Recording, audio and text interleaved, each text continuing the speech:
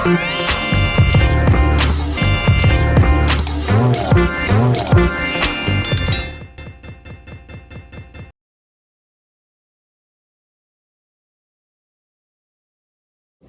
kita berdoa. Bapa dalam sorga, kami memuji-Mu karena Engkau Allah yang agung, suci, kudus. Engkau Allah yang mengasihi hidup kami, Allah yang menerima kami apa adanya, dan Allah yang tidak memperhitungkan hal-hal yang seringkali kami lakukan yang bertentangan dengan-Mu. Ketika kami mengaku dosa kami, mengaku kesalahan kami, maka Tuhan kami adalah Tuhan pengampun yang menguduskan kami, menyucikan kami dari segala kejahatan kami. Terima kasih hari ini kami boleh mendengarkan firman-Mu setelah kami memuji-Mu, dan kami siapkan sepenuhnya hati pikiran ini supaya hati dan pikiran ini dikendalikan oleh Roh Kudus. Roh Kudus berbicara kepada kami semuanya, menolong hamba yang akan menyampaikan dan semua saudara-saudara yang akan mendengarkan. Terpujilah Kristus yang mengasihi hidup kami, dan demi Kristus Tuhan kami sudah berdoa. Amin. Baik, Bapak Ibu, saudara-saudara yang Tuhan Yesus kasihi, mari kita membuka Alkitab kita. Matius pasal yang ke-22, ayat yang ke-34 sampai dengan ayat yang ke-40. Mari kita membacanya. Demikian firman Tuhan. Ketika orang-orang Farisi mendengar bahwa Yesus telah membuat orang-orang Saduki itu bungkam, berkumpullah mereka. Dan seorang dari mereka, seorang ahli Taurat, bertanya untuk mencobai dia. Guru, hukum manakah yang terutama dalam hukum Taurat? Jawab Yesus kepadanya, Kasihilah Tuhan, Allahmu, dengan segenap hatimu dan dengan segenap jiwamu dan dengan segenap akal budimu. Itulah hukum yang terutama dan yang pertama. Dan hukum yang kedua, yang sama dengan itu, ialah, kasihilah sesamamu manusia seperti dirimu sendiri. Pada kedua hukum inilah tergantung seluruh hukum Taurat dan kitab para nabi. Bapak Ibu, saudara, bicara hukum Taurat, bicara sesuatu yang menarik menurut saya. Sangat menarik kalau kita membicarakan hukum Taurat. Kenapa saya katakan menarik? Karena kita bisa melihat bahwa bagi Israel hukum Taurat itu segalanya. Bahkan kalau kita bisa melihat apapun akan dilakukan oleh orang Israel untuk mereka bisa mengerjakan hukum Taurat. Nah, memang kalau memperhatikan ya sejarah dari Taurat ini memang bermula di Gunung Sinai ya. Di Gunung Sinai ketika Tuhan bersama dengan Musa di gunung itu, lalu Tuhan banyak berbicara kepada Musa tentang apa yang akan dilakukannya untuk umat Israel. Sampai akhirnya Tuhan memberikan dua loh batu ya. Loh batu yang pertama sudah tentu itu bicara relasi dengan Tuhan, dan loh batu yang kedua itu bicara relasi dengan sesama. Nah, ini diberikan ketika bangsa itu tidak sabar menunggu Musa yang ada di mana? Di Gunung Sinai itu. Tidak sabar. Kenapa mereka tidak sabar? Karena ternyata bertahun-tahun, berhari-hari lamanya ya. Berhari-hari lamanya mereka menunggu, dan pada akhirnya mereka menyimpulkan seolah-olah Musa sudah mati. Nah, ketika mereka berkata Musa sudah mati, mereka meminta kepada Harun yang tinggal bersama-sama dengan mereka untuk segera membuat patung lembu emas itu, dan mereka mulai menyembah kepada patung lembu emas itu. Pendek cerita sebenarnya kalau kita melihat ketika Musa turun, dua loh batu ini nggak sempat dia bacakan sebenarnya ya. Belum sempat dibacakan karena dua loh batu ini dilempar oleh siapa? Dilempar oleh Musa. Ya, nanti kalau kita membaca lagi kitab Ulangan itu, baru kita ketemu di sana bahwa dua loh batu ini kembali diperbaiki. Ya, dua loh batu ini atau isi dari dua loh batu ini kembali dijabarkan oleh Musa ya kepada bangsa Israel. Bagaimana mereka seharusnya berelasi dengan Tuhan, dan bagaimana mereka seharusnya berelasi dengan sesama. Nah, mungkin kita boleh memperhatikan Keluaran pasal 20 dulu. Keluaran 20, lalu aku mengucapkan segala firman ini, akulah Tuhan Allahmu yang membawa engkau keluar dari tanah Mesir, dari tempat perbudakan.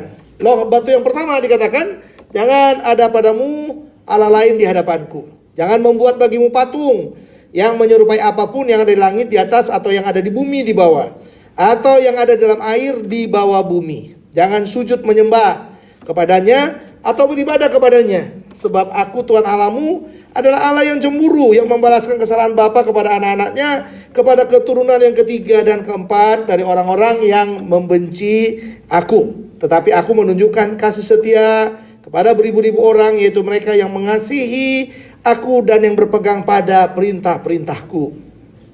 Ayat 7. Jangan menyebut nama Tuhan Allahmu dengan sembarangan, sebab Tuhan akan memandang bersalah orang yang menyebut namanya dengan sembarangan.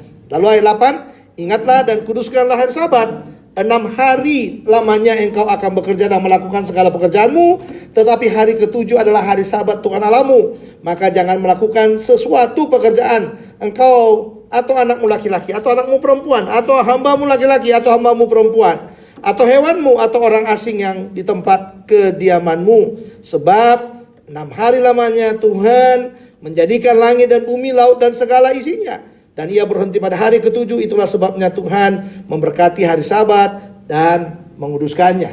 Ini isi dari apa? Isi dari loh batu yang pertama. Loh batu yang kedua itu relasi dengan sesama.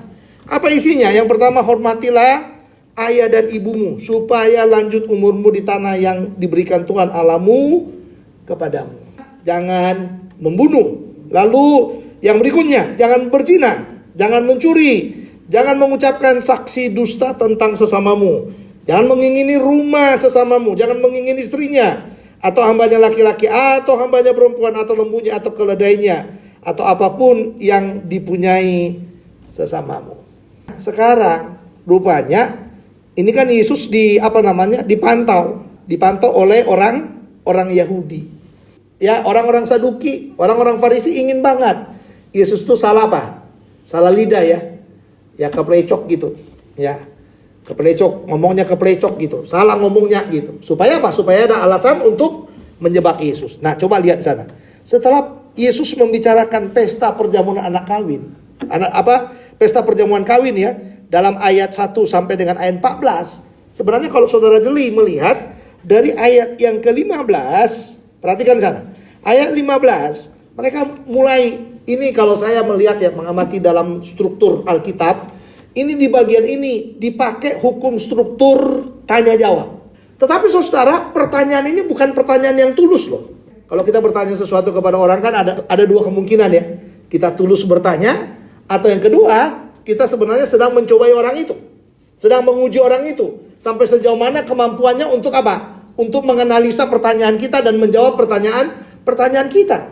Nah, ternyata saudara, ya, mereka ini bertanya kepada Yesus, selalu dikatakan untuk mencoba Yesus. Mencoba dalam artinya di sana seperti mereka mau menggiring Yesus supaya Yesus itu tidak berbeda pendapat kepada mereka. Ini mulai yang pertama tentang membayar pajak kepada kaisar. Nah, itu pertanyaan datang dari orang-orang Farisi. Ya, orang-orang Farisi bertanya tentang membayar pajak dan Yesus menjawabnya. Yang kedua, saudara, coba lihat di bagian yang kedua, sekarang muncul orang Saduki. Yang dipertanyakan adalah tentang apa? Tentang kawin di akhir zaman ya. Baru ayat 34 nih yang menjadi teks kita. Ketika orang-orang Farisi mendengar bahwa Yesus telah membuat orang-orang Saduki itu bungkam, berkumpullah mereka. Dan seorang dari mereka, seorang ahli Taurat bertanya untuk, lihat sana, mencobai dia. Pertanyaannya, guru, hukum manakah yang terutama dalam hukum Taurat? Mereka kepingin supaya Yesus kembali ke loh batu itu. Atau Yesus mengungkapkan salah satu dari hukum, ada 10 hukum itu diungkapkan. Tapi ternyata Yesus itu luar biasa. Jawab Yesus kepadanya, kasihilah Tuhan Allahmu. Ya, kasihilah Tuhan Allahmu itu dikatakan dengan segenap hatimu dan dengan segenap jiwamu dan dengan segenap akal budimu. Itulah hukum yang terutama dan yang pertama. Berarti Yesus menyimpulkan loh batu yang pertama itu, ya kan? 1000 kali kita melakukannya, 1000 kali kita mengerjakannya, 1000 kali kita tidak membuat patung, 1000 kali kita rajin beribadah, 1000 kali kita tidak menyebutkan nama Tuhan dengan sembarangan, Bapak Ibu. Tapi kalau kita tidak mengasihi Tuhan, ya ada gunanya. Makanya Paulus katakan bahwa Yesus itu sudah mati membatalkan Taurat itu. Yang muncul sekarang adalah bagaimana orang percaya melakukan kasih. Dan ini menjadi sebenarnya sudah didengungkan di dalam Taurat sebenarnya. Di dalam Ulangan pasal yang ke-6 itu ya, ayat yang ke-4, 5, 6. Ya, yang dikatakan dengan kata apa? Sema Israel. dengarkan Israel. Ya kan? Shema Israel, dengarkan Israel. Tuhan Allah itu Esa. Lalu dikatakan kasihilah Tuhan Allahmu dan seterusnya. Ya kan? Jadi ini menurut saya luar biasa, saudara. Yesus mengatakan hukum yang pertama itu, kasihilah Tuhan Allahmu dengan segenap hati. Hati itu apa? Hati itu pusat kehidupan loh. Amsal 4 ayat 23 dikatakan, ya kan? Dari hati terpancar semua kehidupan. Kita senang dengan orang, kita suka dengan orang, dan dan semua pancaran-pancaran kita akan kelihatan dari wajah kita. Dan Tuhan mau pusat hidup kita ini, atau hidup kita secara menyeluruh ini, harus kita pakai untuk mengasihi Tuhan. Lalu yang kedua, jiwa. Jiwa ini bicara kehendak, bicara perasaan kita. Ya kan? Bicara perasaan kita. Perasaan, kehendak kita haruslah kita pakai mengasihi Tuhan. Kita harus belajar mengasihi Tuhan dalam hidup kita. Dengan jiwa kita. Ya kan? Dengan kehendak-kehendak kita, keputusan-keputusan kita. Seharusnya keputusan yang didasarkan kepada satu kata, yaitu kasihilah Tuhan Allahmu. Nah, lalu yang ketiga, saudara, bukan hanya jiwa kita, tapi akal budi. Akal budi menyangkut apa? Menyangkut pengetahuan. Jadi kita harus menggunakan juga akal budi kita, kepintaran kita untuk mengasihi Tuhan. Banyak orang pintar, tetapi dia ateis. Dia tidak mengenal Tuhan. Banyak orang pintar, tetapi dia hanya menganalisa kebenaran-kebenaran dalam kitab-kitab suci, membanding-bandingkan kitab suci, dan lain sebagainya. Sehingga dia membuat kesimpulan, kitab suci ini benar dan kitab suci ini salah, dan lain sebagainya. Saya katakan, saudara, itu bukan pekerjaan kita. Itu bukan yang dikehendaki Tuhan dalam hidup kita. Yang Tuhan kehendaki dalam hidup kita adalah bagaimana kita belajar mengasihi Tuhan Allah itu dengan akal kita. Kepintaran kita itu harus kita fokuskan untuk apa? Untuk mengasihi Tuhan. Jangan juga kita seperti apa? Seperti Karl Marx yang mengatakan bahwa orang yang beragama, orang yang mencari Tuhan, ya kan? Orang yang mencari Tuhan bagi dia adalah orang-orang yang lagi frustasi. Makanya dibilang agama itu candu, ya kan? Ya, orang-orang yang frustasi, orang-orang yang gak masuk akal, ya kan? Orang-orang yang sudah putus urat sarafnya, sehingga pada akhirnya mereka mencari Tuhan dalam hidupnya. Saya rasa salah ya. Masa seperti itu? Akal kita itu tidak boleh kita pakai untuk apa? Untuk menjas. Seolah-olah kalau kita dekat dengan Tuhan, kita mengasihi Tuhan, lalu kita menganggap bahwa kita ini lagi frustasi, kita ini lagi tidak punya kekuatan apa-apa. Atau seperti Nietzsche, ya, dalam pemahaman the dog theology, ya, the dog itu bukan anjing, tapi death of God, teologi Allah matinya, yang berusaha menggapai Allah dengan pengetahuannya, berusaha mencari Allah, dan berusaha menukang-nukangi, ya kan, menukang-nukangi Allah, dan berusaha memberi kesimpulan bahwa pada akhirnya Allah itu sama dengan manusia, Allah itu pun mati katanya. Allah itu tidak punya kekuatan apa-apa. Allah mati. Dan Nietzsche juga mati. Tapi Nietzsche mati di rumah sakit jiwa pada akhirnya. Akalnya terlalu jauh mereka-reka tentang Allah. Allah gak mau akal kita itu terlalu jauh. Allah mau akal kita itu berjalan selaras dengan kebenaran Alkitab. Makanya rajin baca kitab suci. Rajin baca Alkitab, Bapak Ibu. Ya, kadang-kadang orang baca pun kita udah malas sekarang ya, Bapak Ibu ya. Saya gak tahu, Anda kaum milenial katanya. Ya, kaum milenial, generasi Z, ya, atau generasi Alpha, Anda masih suka baca nggak? Tuhan kita menyangkut kepintaran kita. Kadang-kadang saya takut, sudah hampir orang nggak suka baca lagi sekarang. Ya, semuanya model-modelnya sekarang sudah apa? Sudah mencari jalan pintas, ya nggak? Sekarang dimunculkan istilah rekam jejak digital. Itu saya agak ini ya. Ketika saya membaca itu, unik juga ya. Ya, bukan rekam jejak, kalau dulu apa? Rekam jejak CV kan itu dulu ya. Kurikulum vitae-nya kita, rekam jejak kita itu orang bisa melihat apa yang kita lakukan, apa yang kita kerjakan. Tapi sekarang sudah menggunakan kata digital. Jangan-jangan bentar lagi rekam jejak digitalnya Tuhan pun generasi milenial akan berusaha membuatnya, sehingga pada akhirnya semua rame-rame berkata tidak ada Tuhan katanya. Atau rame-rame berkata seperti apa? Karl Marx yang berkata tidak ada Tuhan. Siapa yang mencari Tuhan adalah orang-orang yang sedang candu kepada agama, sedang frustasi dengan hidupnya. Wah, itu bahaya sekali Bapak Ibu. Makanya dikatakan kasihilah Tuhan Allahmu dengan segenap akal budimu. Artinya saudara, Kalau pikiranmu itu terlalu jauh melampaui Sang Pencipta, saudara harus bisa menekan itu. Ya kan? Menekan itu saudara. Supaya apa? Supaya kita berjalan dengan kebenaran yang sesungguhnya. Taurat itu loh batu yang pertama. Israel diajari bagaimana berrelasi dengan Tuhan. Tetapi Yesus menyimpulkan di dalam loh batu yang pertama itu kesimpulan cuma satu. Kasihilah Tuhan Allahmu dengan segenap hatimu, hidupmu. Lalu yang kedua, dengan segenap jiwamu, perasaanmu, kehendakmu, keputusanmu, apapun yang kita buat, harus kita pakai mengasihi Tuhan. Yang nggak boleh berjalan dengan perasaan. Kalau terlalu banyak berjalan dengan jiwa, berjalan dengan perasaan, lepas dari hati, lepas dari akal, maka Anda mulai nanti lama-kelamaan kita bisa sakit jiwa juga, saudara. Lalu yang ketiga dikatakan, bagaimana kita mengasihi Tuhan dengan apa? Dengan segenap akal budi kita. Kalau dalam Sema Israel dikatakan kita mengasihi Tuhan dengan segenap kekuatan kita. Kemungkinan menurut saya, ya ketika Yesus katakan akal budi, kekuatan itu, kekuatan kita semua, ekspresi kita semuanya, itu adalah ada di dalam akal budi kita. Ya, akal budi kita, pengetahuan kita dalam hidup kita. Jadi makanya ini hukum terutama yang pertama yang dikatakan ya inilah hukum yang terutama dan yang pertama. Lalu hukum yang terutama yang kedua dikatakan dalam ayat 39.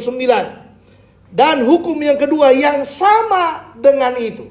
Berarti gak ada perbedaannya ya Bapak Ibu ya. Gak ada perbedaannya.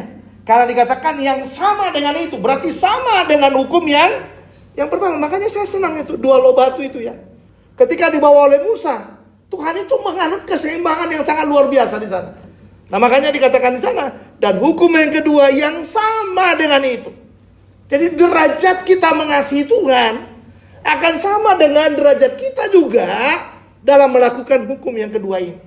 Yaitu dikatakan, kasihilah sesamamu manusia seperti dirimu sendiri. Nah, ini penting saudara. Artinya apa? Artinya jangan pernah berkata mengasihi sesama kalau Anda tidak mampu mengasihi Tuhan. Atau sebaliknya, jangan pernah berkata mengasihi Tuhan tetapi Anda membenci sesamamu. Karena kata yang dipakai adalah kasihlah sama manusia seperti dirimu sendiri. Seperti saya mengasihi diri saya, seperti saya menghargai diri saya, seperti saya memperlakukan diri saya, demikianlah saya mengasihi sesama saya manusia. Ini perlu Bapak Ibu kita lakukan dalam hidup kita, karena banyak sekali, acap sekali kita terjebak ya golongan-golongan tertentu dalam perkembangan gereja sekarang. Terlalu banyak berkata dia cinta Tuhan, dia menyembah Tuhan, dia punya Tuhan dalam hidupnya, tetapi dia membenci sesamanya. Atau terlalu sering juga orang zaman sekarang terlalu sosialnya tinggi. Terlalu dia memperhatikan sesamanya, memperhatikan orang-orang di sekelilingnya. Lalu dia katakan, saya tidak perlu Tuhan. Karena dengan saya memperlakukan sesama saya sudah berjumpa dengan Tuhan.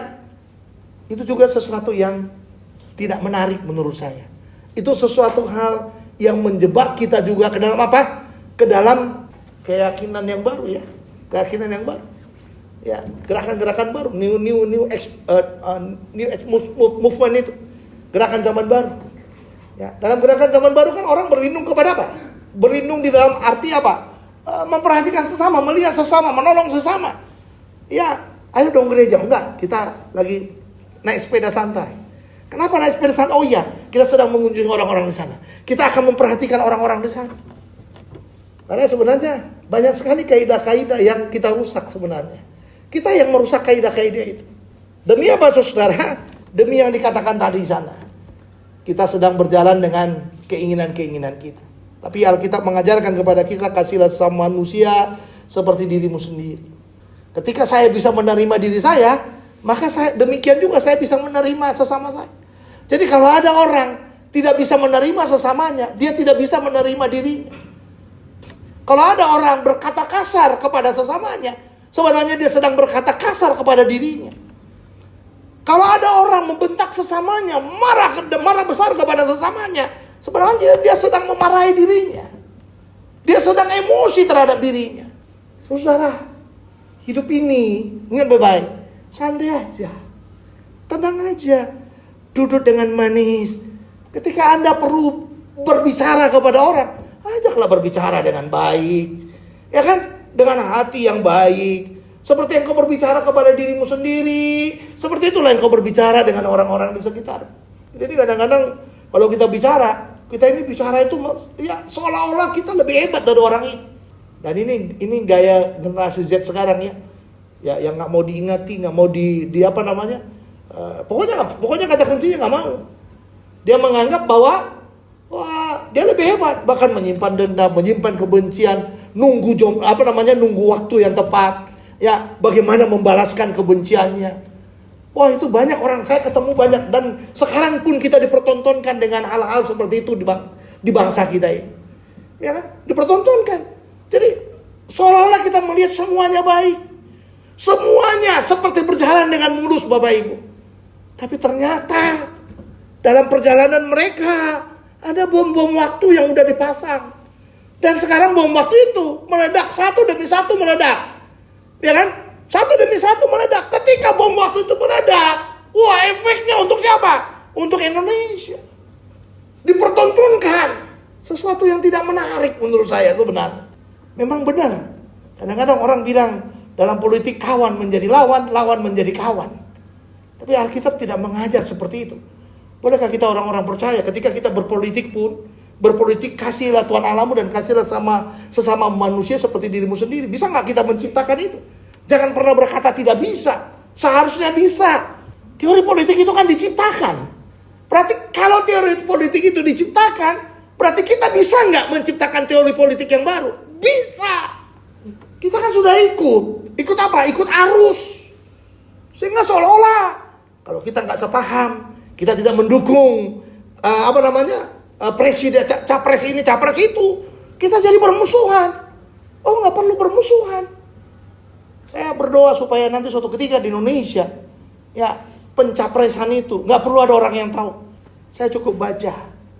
Kalau sekarang digunakan rekam digitalnya, dari rekam-rekam digital itu, saya mulai melihat ini bisa nggak jadi pemimpin yang akan diandalkan memimpin berikutnya.